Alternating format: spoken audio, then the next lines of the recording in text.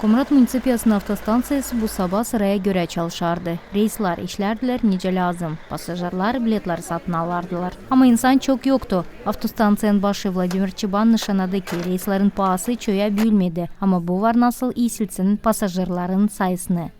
Kişinyov kasabasına adın bilet 57 leyden 67 leyden büyüdü. Çadırlungadan Komrada'dan 22 leydi. Transit oldu 27 ley. Doğru reis Çadır'dan Komrada'dan ilkin 28 ley kalktı. Sonra çorbacılar danıştı. İndirme payı 26 leye. Volkanişa yederdi 50 ley oldu 57. Küyülerden Komrat'tan pa 1 kilometre yola 80 banya kalktı. Diyelim Komrat'tan Kirsivaya'dan 6 ley 60 bandı. Şimdi 8 ley 80 bany.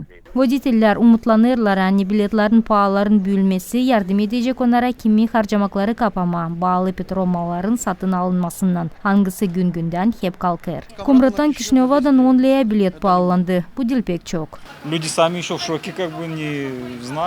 İnsan kendi şaşır ne olur da bilmir ne yapma ama pahalar 10-12 liraya kalktı. Kişi kime diyelim lazım olacak gitmeye yola savaşacak 2 sıra için bir sırada işini bitirme.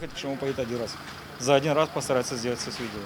Pasajırlar ağlaşırlar hani yok ne yapsınlar bakmayarak yüksek pahalara hep o kadar lazım yolda gezmeye. Уже ничему не удивляешься. Bir şeye şaşmırım. Hep o kadar lazım gezelim. İnsan borç alacak, yetişmezse parası ama hep o kadar gidecek nereye lazım. Это необходимость.